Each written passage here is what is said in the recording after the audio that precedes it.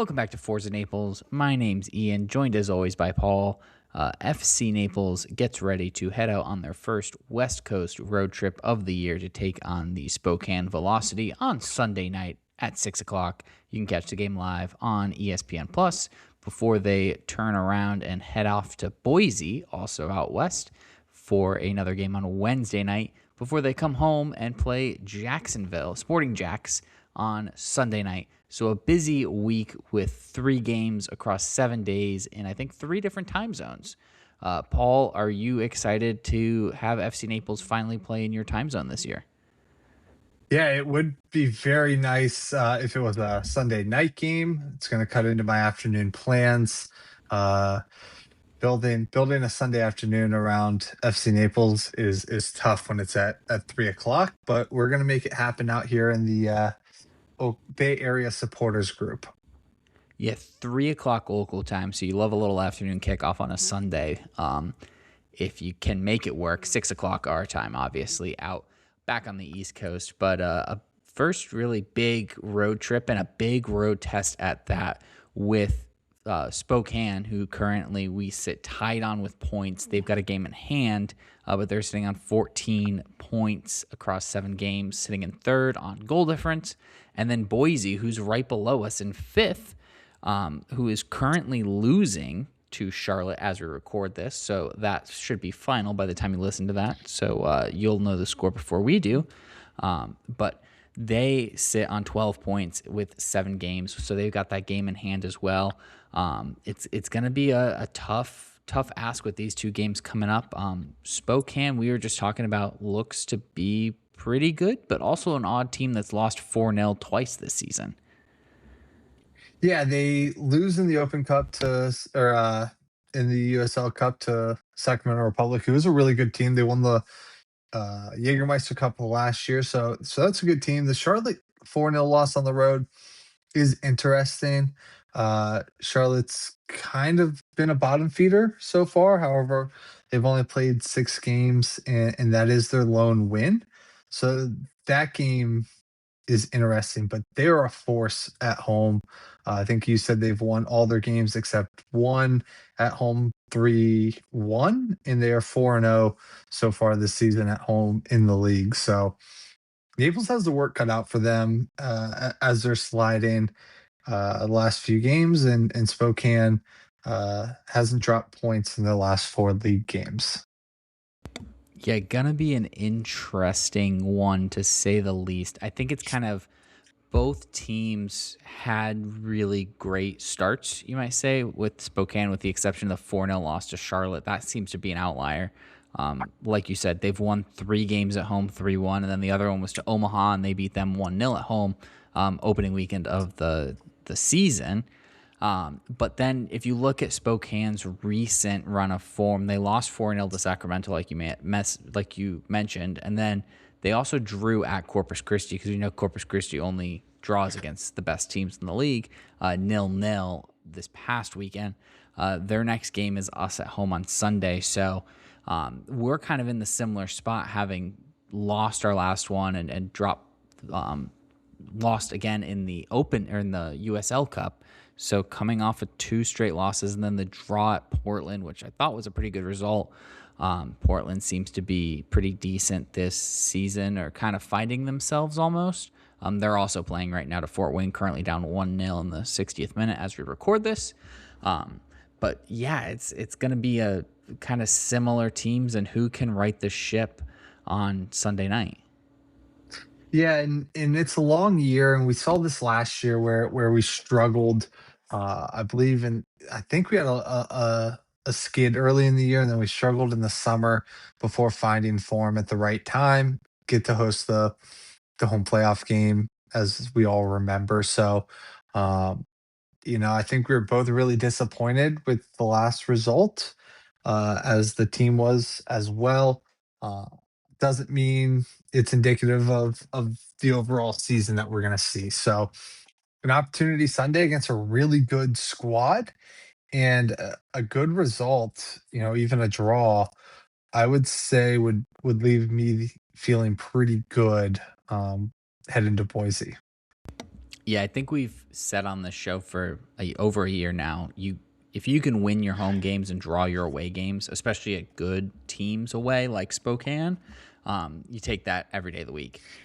Spokane is going to be a tough task, especially coming off of the last result. It's going to be a real opportunity, I think, for Naples to prove themselves and say, yeah, last week that was a fluke. We didn't play well. Here's the real us, and we can take it to or hang right there with a top of the table team like Spokane. Spokane, too, back to back runners up in the playoffs. They finished second in the finals 2 years ago, and then lost to Knoxville as well this past season in 2025. And they've only been around for 2 years, so they've got an extra year up on us, but they've gone to the finals in both years. So they are a pretty legit franchise, to say the least. Yeah, and what's going to be interesting about this week of games, you mentioned the really busy schedule heading out to Washington. I think we're going to be looking at about 7 full days of rest before that game. Then you got to move right over to Boise, which is not close. Anybody that's flown across the country um, can appreciate that does take a toll on the body. So that's going to be tough, and only 2 days of rest before we take on Boise before flying all the way back home to play Jacksonville. It leaves me wondering what the Boise squad's going to look like. I don't think that we should see any squad rotation for Sunday, but you have to anticipate something will be changed for the Wednesday game just to be ready for Sunday. And I think Sunday will have its own, that's its own discussion because it's not a league game, but not anticipating any major changes for rest on Sunday. Yeah, it's a curious one. If you do want to rotate your squad, do you do it on Sunday against a Spokane team that's kind of been meh as of late with the draw last weekend and the big 4-0 loss? Like you said, it's they're top of the table in the West, Sacramento. So no disrespect to them, they're very good, and the defending Jägermeister Cup champions. But does that change the way you handle it and maybe rest guys on Sunday, bring them in on Wednesday against a Boise side that has been really good? They haven't lost since the second week of the season. So do you rest guys for that one, or it's a tough task for both of these because you don't want to leave points on the table for either. But would you, if I offered you right now two draws on Sunday and Wednesday, do you take them? Yeah, I think that's a no-brainer. Um, I think you're taking 2 draws against top level competition on the road at any point in the season. So if you could guarantee 2 points and we don't even have to fly out there, I would take that right now, especially with the way we've been playing. So I think I am excited to see the squad out there on Sunday. Excited to see how they bounce back. 'Cause this team is known to bounce back after some bad losses. So hopefully the ship gets righted going into that game Sunday. But yes, I would take 2 draws and move on. Yeah, I'm right there with you. We did. It is important to remember last season we went out to Spokane pretty early on in the season and beat them 1-0. Kind of a gritty, classic Henderlong goal.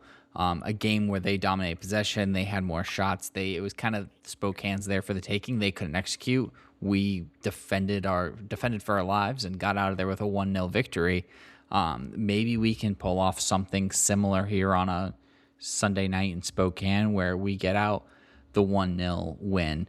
But looking at Spokane, these guys seem to really like to score goals, but kind of like Knoxville, they can give them up too. We saw the 4-0 loss. They've won a lot of games, 3-1 at home. They've scored 11 goals across the season, given up 8. They also had a ton of different goal scorers, which is something I think very similar to us, where they don't Hmm. have a proven this guy's going to score all the goals. Their top goal scorers are Jack Denton and Siobhan John Brown, both with 2, and then they've got a ton of other guys with 1, 8 total goal scorers, different goal scorers that is. Yeah, it'll be an interesting matchup. Does Naples go full park the bus mode and try to make this a gritty, 0-0 finish, 1-1 type of game. I think that this is kind of indicative of soccer where they do have a potent offense at home. Seems like they're a little shaky on the road. So, those counter punches could be open for us on Sunday. Let them come to us and take advantage. With the back line being shaky, uh, I'm not so sure how I love that being the game plan, but with a little more time to reflect and looking back at that Knox game, they had two goals that were, I don't want to call them fluky because they weren't, but they just took advantage of the opportunities and they executed and we didn't. At the end of the day, that's what separated that game. Thinking more about it, 3-0 didn't really seem like the fair result, even as bad as we played. I think we talked about it last episode in the recap was, we missed some good opportunities and this that feels, you know, 2-1 feels a lot better. If that score line ends up being 2-1, not 3-0, it feels a lot better. Even if we get that late 92nd minute header, finds the back of the net, you leave with a little bit of momentum. So I think that as bad as it's been, there is an opportunity on Sunday to walk away with some points. I think we were both a little harsh on the team too, coming off a little frustrated. I know my wife listened to it and said, "You guys were really mean," and I said, "Yeah, we were really frustrated." But yeah, I think this is the game where if we can walk away with 3 points, that would be massive, especially going into Wednesday and then into Saturday. Kind of start building that momentum up again that we had at the start of the season when we won 2-0 at home. And then even the 2-2, you kind of leave there. It was the draw that felt like a loss, but then we turn around and win the next one on the road and keep picking up points. I think it's something that these guys kind of seem there for the taking. I kind of like the way we match up against them. They, very similar to us, play a 4-2-3-1, it looks like. Lots of pace on the wings. It's going to be that I think will benefit us in the fact that because we both play so similar, we're used to seeing that in training. So Mhm. this shouldn't be anything new for the defense, right? They're not going to pull out any new tricks or anything. At least you hope not. I say that, and they'll probably come out playing some crazy formation. But let's hope not, and let's hope that we can kind of settle in and say, okay, hey, I've seen this one before. I know what these guys are going to try and do. I know their MO, and we can defend it really well and hit them on the break like we've been able to do so far this season. I think it's going to be another tall task for this back line to really step up, play strong with our heads. We've got to be able to win headers and then get the midfield to work too on both ends of the ball, tracking back and getting forward. I said all that now. It's a big ask, but I think it's doable for these guys. Yeah, are you looking more for how the squad responds, or are we, when we do our recap, are we just going to be looking at the result? Is can there be a moral victory in this game that comes with a defeat, or can there, be some disappointment around a win in this one? And that sounds silly. I think if we win, we don't care. But should we care how we're getting that win? Yeah, I think looking at these next 3 games, we need a win in there because we've now gone 4 straight without a win. We got the draw in Portland, 1-1, but then it's been 3 other losses. Granted, one of them's to an MLS side, one of them's to a USL Championship side, and one of them's to the defending champions and one of the best teams in the league. Tough run of games, but if you keep losing games, I think it's just gonna kind of keep building that negativity and the frustrations within the dressing rooms. And then these games keep coming quick. Then we are home to Westchester the next game, and then at Omaha the following week. And that's, Omaha is also a really good side. So it's gonna be tough to kind of almost get out of our own way. I know as a like when I played, if you lost 2 or 3 in a row, the trainings weren't fun anymore. You weren't Mhm. as cohesive as a team because you were all frustrated and you're looking at your teammates. Why couldn't you finish that? Why didn't you pass me the ball? And the frustrations build a lot easier. It's so much more fun when you're winning. You can have fun. You can kind of relax a little bit, take the shackles off, and just play. It's a game at the end of the day. You just want to be able to play it. So I think we need to find a win in there somewhere. Like as good as the draw probably felt at Portland, which I still think was a good result. It's a draw, right? It's something about Hmm. picking up 3 points. Everyone picks everyone's spirit up, and so I think one of these games we desperately need a win. Yeah, and like you said, it's not going to be easy, and that's the realism. Being realistic. Looking at our next three. In an ideal world, we would win all three. That's most likely just it's not going to happen. And if it does, I hope I'm wrong.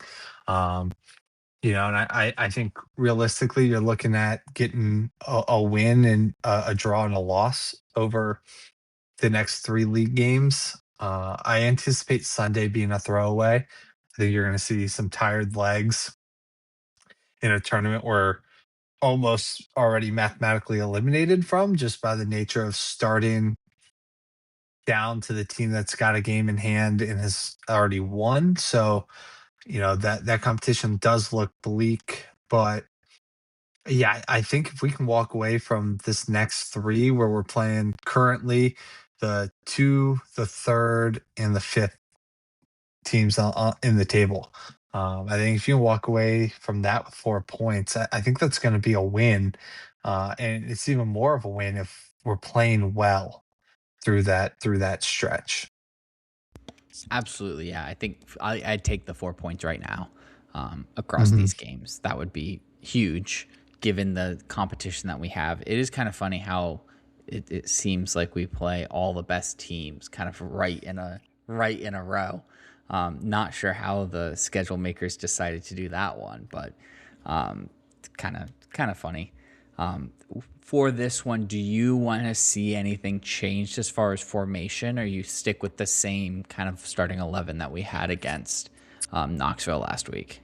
Yeah, so I called out Taylor Gray for not putting in a great performance against Knoxville. Totally blanking on the fact that he didn't start the game. So I think he came in about the time that it got diverted to the secondary screen because that was after we were down 2-0. So that's probably why I didn't notice him out there. Um, but I think he's still a guy that needs to that needs to start and play well. For us to have success, I think it's going to stem from guys like him, Farine, uh, doing well. I think we've relied a little too much on Chris Garcia, who's been playing unbelievable. We just need to get a couple other guys matching that level to really find success. And we do have multiple goal scorers, and I imagine if we look at the end of the season, the best teams have spread out scoring. We talked about the guy from Westchester last year that had a million goals, wins the Golden Boot, and it had more goals than his team had points. Like it's not indicative of a good team. And looking at the Spokane team, they've got a lot of guys that have found the back of the net, and that probably stems from guys taking the right shot.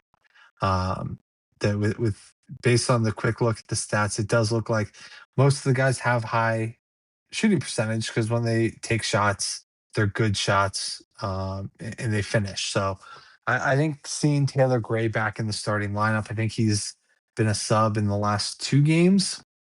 Uh, I think would be a start for me on something I would like to see changed. I was gonna say the same exact thing. I think Backstein's a great striker. I think it's important to have some sort of spark coming off of the bench, for that last 30-minute push, especially in a nil-nil game. And I think looking back to Knoxville, I would have loved to have those two swapped and see Gray get the start, and then if we're down 2-0 at the hour mark, you bring him on and he's some fresh legs. He really provides that spark, and we've seen him do that all season. Every time he's come off, he's looked, he's brought the energy. He should have had the goal against Orlando Hmm. last or in that Open Cup game. He's provided that spark off the bench, and I think he had earned the shirt. So I think he was right to get the start the past couple games. But I think it's time we kind of switch that around, put Gray back in, and we go back to our 4-3-2-1 almost, or 4-2-3-1. Tell me this game doesn't draw up exactly how we want to see Backstein used. Where this game's going to probably be a 0-0, maybe a 1-0 either way, and we get him coming on in that 60th minute to just provide that spark. And he is, and it is unfortunate because he is really good and he probably does deserve to start. And there probably is a world where the two of them can start and play significant minutes together. But I think where we've seen recently is trying to have one of our key players off the bench with fresh legs late to bring that magic. And maybe for Spokane, we don't do that. We just put the 11 best players and figure out a formation that works for Mm-hmm. all of them to be most effective. And it probably looks like, almost three up top where you got Gray and Farine on either wing with Garcia in the middle. And go from there. I think that what seems to be missing is that pace to get deep on the wings. Seems like a lot of our crosses are, if you extend the 18-yard box all the way out, it seems like all of our crosses are coming from 10 to 15 yards behind that. So you're launching 40, 50-yard crosses into the box. Let's get downhill. Let's get down closer to the end line there and then throw some crosses in there where the defense now has to react a little bit more because you can play that high line and dictate when you're sending crosses from that far away. The defense has more tools, and there seems to be less chaos. Think about how often, and that's as a team when you're watching your team and the opponent gets deep in the wings down by that corner flag, you start to get a little nervous because that's when anything can happen. A ball deflects the wrong way, it finds a foot, and it ends up in the back of the net. There's a reason corners are stressful when you have to defend them. So, organically trying to create that without having a corner, I think could be something that we see. And Garcia seems to love to go towards the middle and play balls, from the central part of the field versus I think Farine and Gray can be really good down those wings and just let Bachstein be bigger and stronger than everybody else in the middle. Yeah, I think, like you said, Farine, I think Garcia and Gray all have no problem taking on players too, which is kind Hmm. of what you want to see. And with them playing very similar to us, we know those left and right backs are gonna get forward, and if we can hit them on the break, let those guys take on the 1v1s and beat a guy, and then cut the ball back and try and find someone in the box, or cut the ball back and just have a look, have a shot. We've seen Garcia score from outside the box. We saw Torres hit a screamer in the Open Cup a few weeks ago against Central Florida. It's those. We just need some sort of creativity, I think, up front, and that's kind of what was lacking the last couple of games. So I want to see these guys be able to play football. Let's go at them. Let's take players on. Let's take shots. Let's get balls in dangerous areas and make something happen. And if we can do that, I think that's how we can win, because we've seen these guys can give up goals, but they can also score goals. So we're going to also have to be mindful of we can't get as far forward as we normally do, where we're going to leave ourselves open, kind of like we did against Knoxville. Yeah, we talked about hero ball in the recap, and this could be a game that we do actually need some of that with guys pushing down the wings and reinforcements might not be there as frequently just because the danger Spokane has. You might be needing a Taylor Gray, a Chris Garcia, a Farine to make a move to get around a guy to even the numbers with a couple reinforcements coming down. I think that we're going to see maybe, I don't know what the back line is going to look like, but I think you're going to see one or two midfielders not playing as aggressive just because, at this point in the season, I just don't see a world where we're scoring 3 goals in this match. It hasn't happened very much this season where we've scored more than 2 goals, which I don't know if it's happened at all in the league. I'm doing the quick homework, and it looks like the most we've scored in a league game is 2. So, this does feel like a game, and we thought we were going to get a few against Knoxville. That didn't happen. So, maybe we go back to the roots of we're just going to not let you score. We're just not going to let you score, and and hopefully we get a couple good chances that we can finish. Yeah, that's all it's going to take. And we saw the last time we played them, both times we did play Knoxville, Spokane, it was 1-0. We beat them 1-0 at their place. They came to our place and they scored in like the 89th minute, if I remember correctly, to win 1-0, because I remember leaving that one really upset. But I think it's, like you said, it's going to take one good play and we get out of there with a 1-0 win. And I would love that. Right, like sitting here right now, on Wednesday night, would love a 1-0 win at Spokane. Then we can look forward to Boise on Wednesday. Yes, it's short rest, but maybe there's something to be said about taking them on short rest. Will have had a week because I think they play this Wednesday in Charlotte, and then they play us the following Wednesday. They don't have a weekend match, so they'll be coming off a full rest. It's one of those things where I think one of these games we kind of need to win. I think I would take 2 draws, but let's get a win this weekend. Yeah, I absolutely agree with that. And you can't look too far down the schedule. That's how losing streaks really start to pile up, and the team can't think we got 3 really tough games ahead of us. They just need to be focusing on Spokane. And yeah, Spokane's good, but they've been beaten. They've dropped points. So that there is an opportunity. Granted, it hasn't been at home, but odds are they're not going to win all their home games this season. Why can't we be one of the teams that steals some points from them at home? Yeah, I don't remember if we mentioned it. They are they've won all 4 of their home games so far. In those games, they have a +7 goal difference. They've scored 10 across all 4 and given up 3. So a dangerous team, but like you said, let's ruin that perfect home record. Let's go in there and beat them. All right, scoreline prediction time. What do you got? I'm going to go with that gritty 1-1 draw. I think we're going to see probably a goal from them in the first half, and we're going to be scraping and clawing in that second half. And maybe it is Backstein who's the hero late in that game. I'm going to go 1-0 to Naples. I think we're really going to have worked in training this week, getting that midfield to defend with our back line. They're all going to be on the same page. They're going to play a perfect game defensively. The defense has been pretty good so far this season, and I think we're going to get back to our roots there.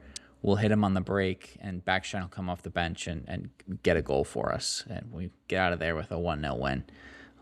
Would love if that was perfect, but we shall see on Sunday night. Paul, anything else to add before we go? No, I think it's the dog days of the season. 3 games, 7 days is going to be a lot. Um, we're not playing our best game right now, but at the end of the day, I'd take this skid now versus in September. So there's a lot of time left in the season, a lot of time to right the ship, and hopefully that starts on Sunday. Yeah, just 7 games in. You got to remember, 8 games in so far. Got to remember that. Keep everything in check. Lots of time left, and let's go pick up 3 points at the weekend.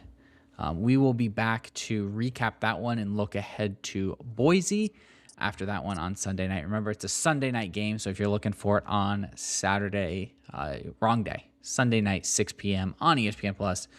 Be sure to follow us on social media at ForzaNaples Pod. be sure to share the podcast with your friends who also like FC Naples, or if they don't like FC Naples, maybe they just like when we talk about airports or time zones or geography, because we can do that too. But be sure to share the podcast, help us grow. Get in touch with the show, like I mentioned, on social media, or you can email us, ForzaNaples239@gmail.com. Until next time, we will see you soon, and come on, Naples.